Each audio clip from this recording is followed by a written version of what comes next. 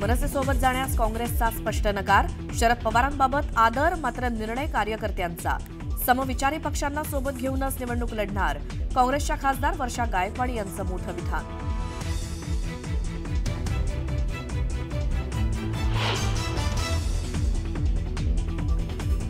शरद पवारांचा काँग्रेसच्या नेत्यांना फोन. मुंबई महापालिकेबाबत पुढच्या आठवड्यात होणार बैठक.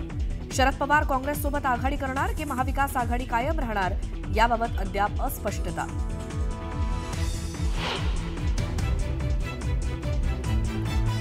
ठाकरेंची शिवसेना काँग्रेसला सोबत घेण्यावर अजूनही ठाम. आपली फाटाफूट झाली तर दोघांचाही तोटा होण्याची शक्यता. ठाकरेंच्या नेत्यांनी वर्षा गायकवाडांसोबत चर्चा केल्याची सूत्रांची माहिती. ठाण्यात शिवसेना आणि भाजप कार्यकर्त्यांमध्ये राडा. भाजपच्या माजी नगरसेवकाकडनं शिवसेनेच्या शाखा प्रमुखाला मारहाण. नव्या वादाला तोंड फुटण्याची शक्यता.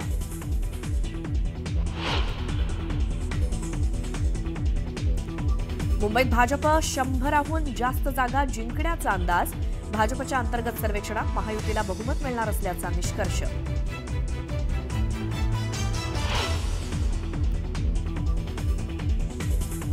पण जोपर्यंत चुकत नाही तोपर्यंत भरतशेठ कधी झुकत नाही, हा आमचा बाण आहे. मंत्री असल्यामुळे आम्हाला काही थोडी बंधन आहे, पण एक ना एक दिवस जय महाराष्ट्र करणार आम्ही.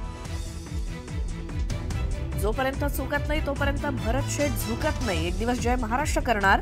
मंत्री भरत गोगावलेंचा तटकरेंना थेट इशारा.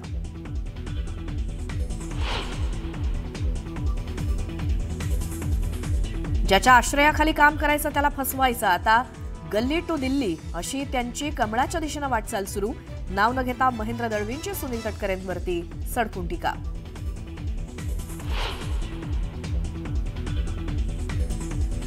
डोंगराळे गावातील अत्याचाराच्या घटनेच्या निषेधार्थ नाशिक आणि मालेगावात मूक मोर्चा. आरोपीला फाशी देण्याची मागणी.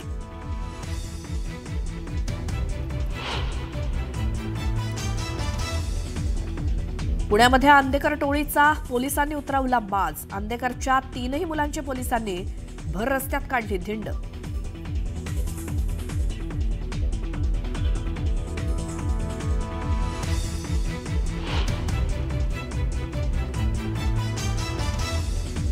कोल्हापूरच्या कागलमध्ये 8 एकर जमिनीच्या वादातनं 85 वर्षीय वयोवृद्ध व्यक्तीला लाथाबुक्क्यांनी मारहाण.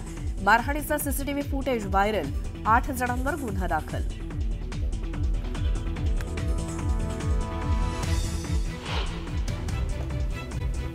पवार यांनी काँग्रेसच्या नेत्यांना फोन केला. मुंबई मनपाबाबत सोमवारी किंवा मंगळवारी बैठक होणार असून बैठकीत मुंबई मनपा कशी लढायची याबाबत चर्चा होणार आहे. पवार काँग्रेससोबत आघाडी करणार की महाविकास आघाडीमध्ये लढणार याबाबत अद्याप अस्पष्टता आहे.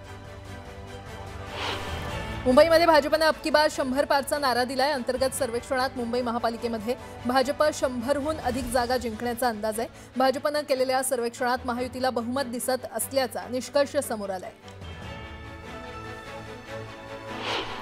ठाकरेंची सेना काँग्रेसला सोबत घेऊन महाविकास आघाडी कायम ठेवण्यावर अजूनही ठाम आहे. आपली फाटाफूट झाली तर दोघांनाही तोटा होईल. भाजपला प्रत्युत्तर द्यायचं झालं तर विरोधकांची एकजूट राहणं फार महत्त्वाचं आहे, असं ठाकरेंच्या सेनेचं म्हणणं आहे. काटोल नगर परिषदेमध्ये राष्ट्रवादी पवार गटानं केलेल्या आघाडीमुळे सलील देशमुख यांनी पक्ष सोडल्याची माहिती सूत्रांनी दिली आहे.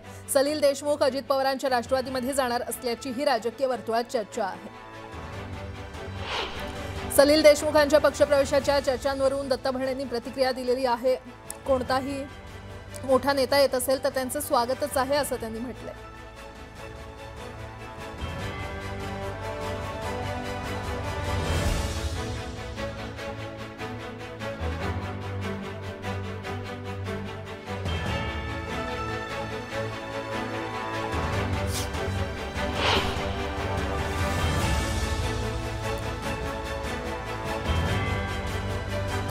मंत्री भरत गोगावले यांनी खासदार सुनील तटकरेंवर जोरदार हल्लाबोल केलाय. मंत्री असल्यामुळे आम्हाला काही बंधनं आहेत, पण एक ना एक दिवस त्यांचा जय महाराष्ट्र करणार अशी टीका करत गोगावले यांनी तटकरेंना आव्हान दिलंय.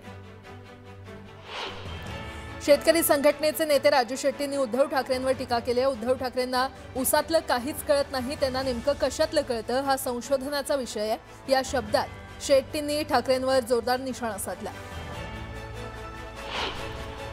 रायगड जिल्ह्यामध्ये शिवसेनेकडून राष्ट्रवादीचे प्रदेशाध्यक्ष आणि खासदार सुनील तटकरेंविरोधात टीका करण्यात येते. अशातच अलिबागचे आमदार महेंद्र दळवी यांनी पुन्हा एकदा तटकरेंवर निशाणा साधलाय. तटकरेंचं नाव न घेता ते लवकरच भाजपमध्ये जाणार असल्याचं विधान दळवी यांनी केलं. एकीकडे मुंबई काँग्रेसच्या शिष्टमंडळानं मुंबईत आघाडी करण्यासंदर्भात शरद पवार यांची भेट घेतली असतानाच दुसऱ्या दिवशी गुरुवारी राष्ट्रवादी काँग्रेस शरदचंद्र पवार पक्षाच्या कार्याध्यक्षा सुप्रिया सुळे यांनी मुंबईमध्ये उद्धव सेनेबरोबरच युतीचे संकेत दिलेत. त्यामुळे शरद पवार गट कोणाशी युती करणार याबद्दल उत्सुकता वाढलेली आहे. रायगडमधील पेण नगरपालिका निवडणूक रंगतदार होत असून छाननी दरम्यान उमेदवारांचे अर्ज बाद झाल्यानं नगरसेवक पदाचे एकूण 2 उमेदवार बिनविरोध विजयी झालेले आहेत. प्रभाग क्रमांक 12B मधून भाजपचे अभिराज कडू तर 12A मधून राष्ट्रवादी काँग्रेस पक्षाच्या सुशीला हरिश्चंद्र ठाकूर या देखील बिनविरोध विजयी झाल्या. छत्रपती संभाजीनगरमध्ये 58,000 दुबार मतदार असल्याचं समोर आलंय आणि त्यामुळे संभाजीनगर मनपाला दुबार नावं शोधण्यासाठी 1300 पानांची यादी तपासावी लागणार आहे. 15 दिवसात प्रत्येक दुबार मतदाराची चौकशी करून त्यांची नावं एका ठिकाणातून वगळावी लागणार आहेत. अमरावतीमध्ये 4 ठिकाणी काँग्रेसनं मुस्लिम बांधवांना उमेदवारी दिली आहे. तुमच्यामध्ये मुस्लिम बांधवांना उमेदवारी देण्याची हिंमत आहे का? 4 मुस्लिम उमेदवार दिले तर तुम्हाला झोंबलं, पण 6 ठिकाणी हिंदू उमेदवार सुद्धा दिलेत असं वक्तव्य यशोमती ठाकूर यांनी केलंय. पालघर उपजिल्हा प्रमुख अनिल चव्हाण यांच्या वॉर्ड क्रमांक 22 मधील जनसंपर्क कार्यालयाचं उद्घाटन राजेंद्र गावित यांच्या हस्ते करण्यात आलं. वसई विरारमध्ये मोठ्या प्रमाणात शिवसेनेचे नगरसेवक निवडून आणू असं आमदार राजेंद्र गावित म्हटलं. नागपूर महानगरपालिका निवडणुकीमध्ये लाडक्या बहिणींची मतं निर्णायक ठरणार आहेत. पालिकेसाठी तयार करण्यात आलेल्या प्रारूप यादीमध्ये पुरुषांपेक्षा महिला मतदारांचा टक्का अधिक असल्यानं पालिकेचा महापौर लाडक्या बहिणी ठरवणार आहेत. जळगावच्या चाळीसगाव नगरपरिषदेच्या निवडणुकीतून 2 दिवसात 11 उमेदवारांनी माघार घेतले. अपक्ष आणि बंडखोर उमेदवारांनी वेट अँड वॉचची भूमिका घेतल्यानं सस्पेन्स वाढला असून शेवटच्या दिवशी किती उमेदवार माघार घेणार यावरून अंतिम लढती ठरणार आहेत. जळगावमधील भुसावळ इथे कापूस उत्पादक महासंघाची निवडणूक बिनविरोध पार पडली. या निवडणुकीमध्ये भाजपच्या पॅनलमधील सर्व 12 सदस्य बिनविरोध विजयी झालेले आहेत आणि त्यामुळे वस्त्रोद्योग मंत्री संजय सावकार यांनी बिनविरोध विजय झालेल्या सर्व सदस्यांचं अभिनंदन केलं. सांगोला नगरपालिका निवडणुकीच्या प्रचारासाठी उपमुख्यमंत्री एकनाथ शिंदे यांची रविवारी सभा होणार आहे. शहाजी बापूंसाठी थेट एकनाथ शिंदे मैदानात उतरले आहेत. भाजप विरुद्ध शिवसेना यांच्यातील धुसफूस आता थेट एकनाथ शिंदे यांच्या सभेनंतर अधिक वाढेल अशी शक्यता आहे.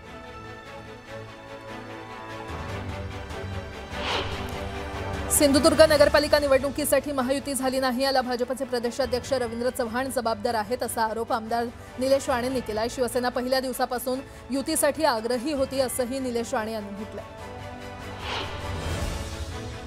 ऐन नगरपालिका निवडणुकीच्या तोंडावर धाराशिव शहरात शिवसेना उद्धव बाळासाहेब ठाकरे पक्षाला खिंडार पडले. जिल्हा समन्वयक दिनेश बंडगर यांच्यासह उबाठा शिवसेनेचे पदाधिकारी कार्यकर्ते आणि माजी नगराध्यक्ष दत्ता बंडकर यांनी भाजपमध्ये प्रवेश केला. छत्रपती संभाजीनगर महापालिकेच्या निवडणुकीची प्रारूप मतदार यादी प्रसिद्ध करण्यात आली आहे. 21 नोव्हेंबर ते 27 नोव्हेंबरपर्यंत या यादीवर हरकती आणि आक्षेप घेता येणार असून 28 नोव्हेंबरला अंतिम यादी जाहीर करण्यात येणार आहे.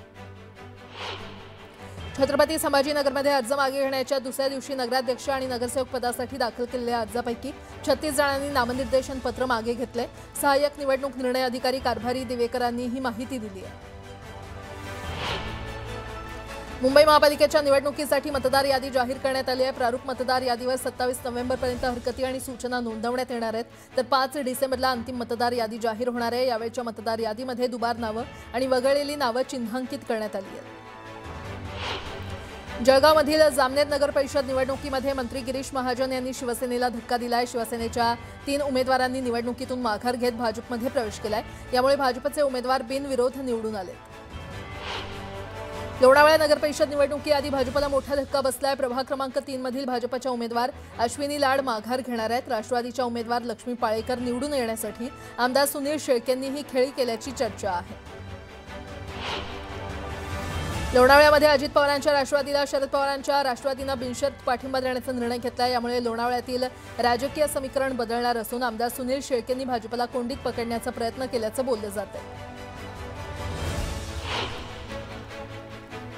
आता एक मोठी बातमी नाशिकमधील डोंगराळे गावातील चिमुरडीवर झालेला अत्याचार आणि हत्या संतापजनक असून आरोपीला फाशीची शिक्षा मिळावी यासाठी सरकार कटिबद्ध असल्याचं मत राज्य महिला आयोगाच्या अध्यक्ष रुपाली चाकणकर यांनी व्यक्त केलेलं आहे।